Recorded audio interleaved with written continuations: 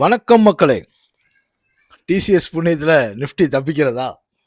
நிஜமாவே டிசிஎஸ்ட ரிசல்ட் வந்து நானும் இவ்வளவு எதிர்பார்க்கல. அதாவது இன்னைக்கு இருக்க குளோபல் சிச்சுவேஷன மனசுல வச்சுட்டு சொல்றேன். இது வந்து ஒரு நல்ல ரிசல்ட். அதாவது இந்த கால்குலேட்டடா வந்து நான் இவ்வளோ எதிர்பார்த்தேன், இது இவ்வளோ வரல. அதெல்லாம் வந்து இந்த ஆடிட்டிங், ஃபினான்சியல் கால்குலேஷன்ல வர்ற சிந்தனைகள். அதை தாண்டி டிசிஎஸ் வந்து இந்த சூழல்ல இவ்வளோ நிக்குது அப்படின்றது உண்மையிலே பெருமையா சந்தோஷமா இருக்கு. அதாவது டாட்டா டாட்டா தான் அப்படின்ற மாதிரி ஆயிடுச்சு. சரி, அது எப்படியான இம்பாக்ட் கொடுக்க போகுது, என்ன இது நம்ம மார்க்கெட்டோட சேர்த்து பார்க்கலாம். First Nifty. இன்னைக்கு நிஃப்டியில வந்து நான் மத்தியானம் வரைக்கும் ரொம்ப சந்தோஷமா இருந்தேன். அது வந்து ஒரு புல்லிஷ் ஹராமி மாதிரி ஃபார்ம் ஆயிட்டு இருக்கு அப்படின்னு. அப்படி ஃபார்ம் ஆயிடுச்சுன்னா பட்டைய கிளப்ப போறான் நம்ம ஆளு அப்படின்னு ஆசைப்பட்டேன். போடா நீயாவது அப்படியாவது அப்படின்ட்டு அவரு இறங்கி ஒரு மாதிரி ஸ்டாக்னண்ட்டுக்கு வந்துட்டார். ஸோ அது ஒரு பெரிய டிசப்பாயின்ட்மெண்ட் தான். ஆனால் அதை வந்து நம்ம டிசிஎஸ் வந்து இன்னைக்கு ரிசல்ட்டை கூட சரி பண்ணிட்டாரு. வெளியே இருந்து பார்க்குறவங்களுக்கு ரெவன்யூ எக்ஸ்பெக்டேஷனோட ரெவன்யூ நல்லா இருக்கு. ஆனால் அந்த ஏர்னிங்ஸ் சொல்லுவாங்க இல்லையா, நெட் ப்ராஃபிட்டு, அது எதிர்பார்த்ததோட கம்மின்னு சொல்கிறாங்க. அதுக்கு அந்த இவர் வந்து ஒரு 600 800 கோடி ரூபா வந்து லீகலாக பெனால்ட்டி கட்டியிருக்காரு. அதனால இதான் நல்லவங்கலாம் அப்படி கட்டிடுவாங்க. எப்படி இந்த மிடில் கிளாஸ் சம்பளம் வாங்குறவங்கலாம் கரெக்டாக டேக்ஸ் கட்டி தான் ஆகணும், வேற வழி இல்லை, பண்ணுறாங்களோ அது மாதிரி. ஸோ அது இந்த டிசிஎஸ் ரிசல்ட் வந்ததுனால சார் வந்து அடுத்த ஸ்டெப்பாக 24,140 அதை நோக்கி போவார். அதை தாண்டிட்டாருன்னா ஒரு பெரிய ரேலி இருக்கு. பெரிய ரேலினா எவ்வளோ இருக்கலாம்னா 24,500 ஆல் டைம் ஹையை ஒரு தடவை தொற்றுவார் சார். அதுக்கான வாய்ப்புகள் நிறைய இருக்கு. சரி, ஸோ நிஃப்டி வந்து கொஞ்சம் சேஃப் ஹேண்டுக்கு மாதிரி இருக்கு. இன்னைக்கு ரிசல்ட்டை வச்சு சொல்கிறேன். நாளைக்கு இன்வெஸ்டர்ஸோட ரியாக்ஷன் எப்படி இருக்குன்னு தெரியல. ஆனால் இது வந்து ரொம்ப பாசிட்டிவாக இருக்குது. ப்ளஸ் அப்புறம் அதுக்கு காரணமும் பின்னாடி இருக்குது, அதையும் பார்த்துருவோம். பேங்க் நிஃப்டி சார் வந்து இன்னைக்கு அவர் ஓரளவுக்கு ஸ்ட்ராங்காக டீசெண்டாக நிப்பாடிட்டார். இப்போ இவருக்கு இருக்க ஒரே ஒரு விஷயம் என்னன்னா 56,550க்கு கீழே வரக்கூடாது, அவ்வளோதான். வந்தார் 55,200 தொடாமல் போக மாட்டார். ஸோ அதனால் ஆனால் இப்போ இது வந்து என்ன சொல்கிறது, ஒரு மாதிரியான ரீடெஸ்டிங் தான் நேற்று நடந்தது. சார் வந்து புல்லிஷ் மோடில் தான் இருக்கார். இன்னைக்கு பேட்டர்னும் அது புல்லிஷ் மோடில் தான் காமிச்சிருக்கு. அதனால் பேங்க்கும் சப்போர்ட் பண்ணோம். இப்போது ஐடியும் சப்போர்ட் பண்ணுறாரு, பேங்க்கும் சப்போர்ட் பண்ணுறாருன்னா நிஃப்டியோட நிலைமை என்ன ஆகுன்னு பாருங்கள்.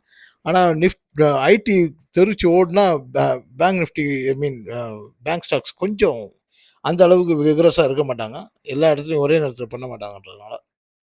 ஓகே, ஐடி என்ன நடக்கும் அப்படின்னா, இந்த ரிசல்ட் இருக்கு இல்லையா, ரொம்ப முக்கியமாக ரசித்த விஷயம் என்னென்னா, நான் கூட பல தடவை திட்டிருக்கேன். என்னையா ஏஐயும் அந்த க்ளவுடு பிஸ்னஸ்லேயும் வந்து நம்ம கண்ட்ரி கம்பெனிஸ் வந்து யாரும் பெருசாக ஜெயிக்கலேன்னு.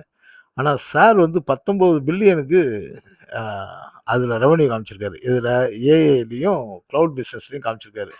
அப்போ டாட்டா வந்து சத்தமே இல்லாமல் இவரும் குளோபல் காம்படிட்டராக தான் இருக்கார், ஏஐ பிஸ்னஸ்குள்ளே தான் இருக்கார்.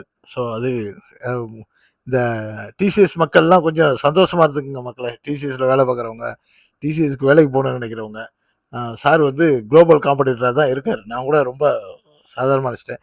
இதே மாதிரி இன்ஃபி விப்ரோலாம் என்ன பண்ணுறாங்கன்னு தெரியல. அவங்களும் இந்த மாதிரி உள்ளே போயிருந்தாங்க அப்படின்னா நாம் பயப்படுற மாதிரி பெரிய பாதிப்பெல்லாம் இருக்காது.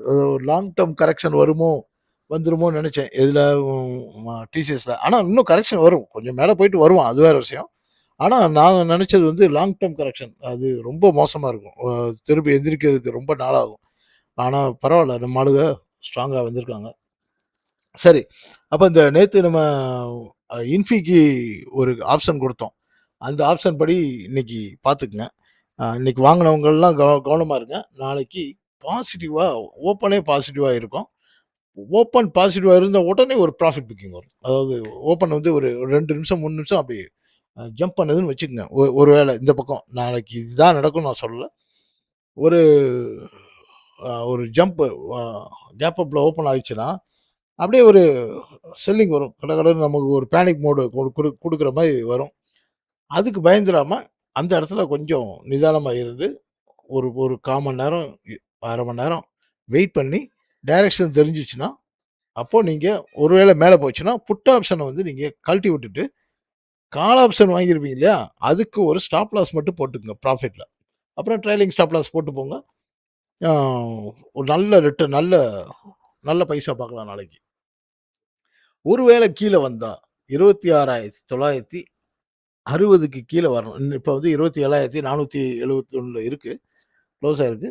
26,960க்கு கீழ வந்தால், அவரு 25,770 நாளைக்கே சந்திச்சுருவாரு. ஒண்ணும் கவலையே பட தேவையில்ல. ஏன்னா, நாளைக்கு எந்த பக்கம் ஸ்விங் இருந்தாலும் சூப்பரா இருக்கும். ஆம். ஸோ ஐடி ஐடி வந்து மோஸ்ட்லி அதாவது ரிசல்ட் ஒரு பக்கம் இருக்கட்டும். இவ்வளோ ஓவர் சோல்ட்ல இருக்கவன் ஷார்ட் கவரிங் வந்தாகணும். முந்தா நேத்து மட்டும் ஒரு ஷார்ட் கவரிங் வந்தது இல்லையா? அது பத்தாது இதுக்கு. ஆனா, இந்த ரிசல்ட்டுக்காக நல்ல ஒரு ராலி இருக்குன்னு எதிர்பார்க்கிறேன். நம்ம எதிர்பார்ப்பு என்னைக்கு நடந்தது? அப்படின்ற மாரி வேற சிலர் இது பண்ணலாம். ஓகே. ஆட்டோ வந்து அ ஒரு பயத்தோட தான் இன்னைக்கு க்ளோஸ் பண்ணியிருக்காங்க. ஃபர்தரா இறங்குமா அப்படின்னா, அ அப்படி நெகட்டிவாவும் இண்டிகேஷன் குடுக்கல. ஒரு ஒரு ஒரு பயத்தோட ஒரு காஷியஸா நிப்பாட்டியிருக்காரு. ஸோ இது திருப்பி ரிட்டர்ன் போறதுக்கு ஒரு வாய்ப்பு இருக்கு. அதுக்கு க்ரூட் ஆயில் சப்போர்ட் பண்ணணும். அடுத்ததாக மெட்டல். மெட்டல் இந்த இடத்துல கன்சாலிடேட் ஆயிட்டிருக்கு. ஃபர்தரா கீழ போறதா, மேல போறதா அப்படின்னு. இப்ப அங்க க்ரூட் ஆயில் கீழ வந்துச்சுன்னா, இவரும் கீழ வர ஆரம்பிச்சுருவாரு. ஏன்னா கமாடிட்டீஸ் எல்லாம் ஒரே டைரக்ஷன்ல இருக்குன்றதுனால. ஸோ மெட்டல்லயும் கவனமா பார்த்துக்கலாம். ஆ இன்னைக்கு இவரும் நல்லா தான் போயிட்டு இருந்தாரு ஃபார்மா. சரி இன்னைக்கு பட்டைய கிளப்புறாங்க. ஏற்கனவே நெறைய 2, 3 ஐட்டம்லாம் வாங்கி வச்சிருந்ததுனால சூப்பரா இருக்கும்னு நெனச்சேன். இன்னைக்கு வந்து இவ்வளவு தூரம் போயிட்டு, இங்க ஒரு செல்லிங் வந்தது காரணம் பார்த்தீங்கன்னா, அந்த டபுள் டி 2 டி ஸ்டாக்ஸ் தான்.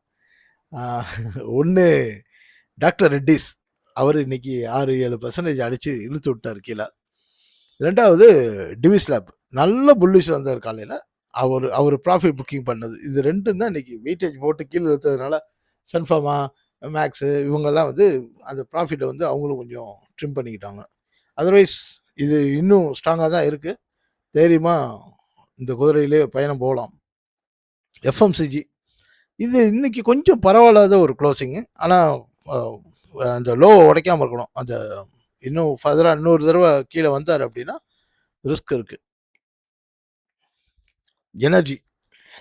முக்கியமா பார்த்துங்க. எனர்ஜி இந்த இடத்துல ஒரு சப்போர்ட் போட்டிருக்காருங்க. இந்த இந்த சப்போர்ட் போட்டு நான் மேல போறதா இல்லையா அப்படின்ற மாதிரி ஒரு ஒரு ஒரு டயலமால இருக்காரு. இந்த டயலமாவ தான் நாளைக்கு நம்ம ஃபிஷிங் பண்ண போறோம். எப்படி அப்படின்னா, ஏன்னா இந்த அளவுக்கு வந்துட்டா ஒரு சின்ன பவுன்ஸ் பேக் இருக்கணும். அப்ப அந்த பவுன்ஸ் பேக் அப்போ மற்ற ஸ்டாக்ஸ் எல்லாம் மீன் அந்த செக்டார்ல இருக்க ஸ்டாக்ஸ் எல்லாம் கொஞ்சம் ஷார்ட் கவரிங் வரும். ஆ இதுல நம்ம ஸ்னைப்பர் ஷாட் என்ன சொல்லியிருக்காரு? நம்ம ரோபோ என்ன சொல்லியிருக்காருன்னா, பிஎஃப்சிய கண்ணு காமிச்சிருக்காரு. இது ஒரு நல்ல சைக்காலஜிக்கலான விஷயம். ஏன்னா, நாளைக்கு மார்க்கெட் ஃபுல்லா ஐடி ஸ்டாக்ஸ்ல ஃபோக்கஸ்ல இருக்கும்.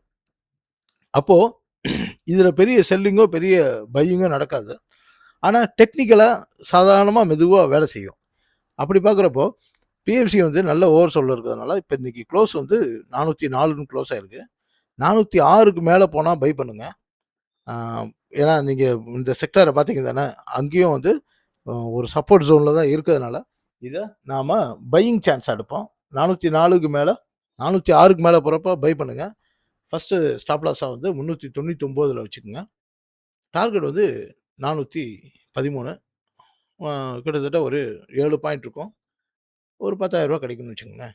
அ ட்ரெய்லிங் ஸ்டாப் லாஸ் இது நான் திரும்ப திரும்ப இந்த ட்ரெய்லிங் ஸ்டாப் லாஸ் சொல்றது என்னன்னா, நான் அதிகமா பண்ணாம ஆரம்பத்தில பண்ண தவறுகள் அது. ட்ரெய்லிங் ஸ்டாப் லாஸ் போடாம, "ஆ போகும்ல, ஆ அங்க போகும்டா" அப்படின்னு வெயிட் பண்றது.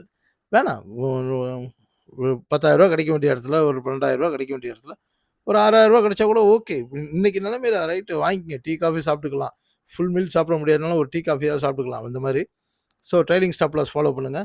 ஆ நேத்து குடுத்தது இன்னைக்கு தான் பை பண்ணியிருப்போமோ! நேத்து ஒண்ணும் குடுக்கல. ஸோ அதுக்கு முன்னாடி ஏதோ குடுத்துருக்கோம். அது ரிசல்ட் எல்லாம் நீங்க தான் சொல்லணும். அண்ணாச்சி 4116க்கு மேல இன்னைக்கு நின்னாரு அப்படின்னா, அந்த 4270 வரைக்கும் இவரு போறதுக்கான வாய்ப்பு இருக்கு. ஏன்னா, இன்னும் நெகட்டிவா அவரு சிக்னல் குடுக்கல. ஒரு ஒரு சிக்னல் இருந்தாலும், அது ஒரு பெரிய இம்பாக்ட் குடுக்கல. இன்னைக்கு இருக்க நிலைமைய பார்க்குறப்போ, 4116க்கு மேல போனா 4270 வரைக்கும் ஒரு 2, 3 நாள்ல போயிடும்னு வச்சுக்கங்களேன். ஆ. சில்வர். சில்வர் 57க்கு கீழ உடைச்சா மட்டும் தான் வீக்கு. இல்லாட்டி அவரும் வந்து இந்த 65 நோக்கி போவாரு. ஆம்.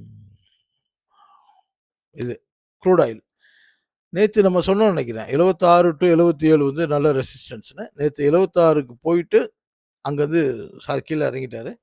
இன்னைக்கு அதே 77 மைண்ட்ல வச்சுக்கங்க. 77க்கு மேல நின்னா, அந்த பக்கம் அ ட்ரம்போ, ஐஆர்ஜிசியோ ஏதோ அறிக்கை விட்டுட்டாங்கன்னு அர்த்தம். இல்லாட்டி நார்மலா போயிட்டுருக்குன்னு அர்த்தம். அ இல்ல திரும்பி கீழ வர்றதுக்கும் வாய்ப்பு இருக்கு. இல்ல இந்த ஏரியால ஒரு கன்சால்டேஷன் நடக்கலாம். ஆம். அவ்வளோதான் மக்களே. வேற ஏதாவது சந்தேகம் இருந்தா கேளுங்க. அப்புறம் அந்த என்எஸ்சி ஐபிஓ பத்தி அ நாளைக்கோ நாளை கழிச்சோ ஸ்பெஷலா போஸ்ட் பண்ணிருவோம். மற்றபடி ஒண்ணும் சிறப்பு செய்தி இல்ல. நன்றி, வணக்கம்.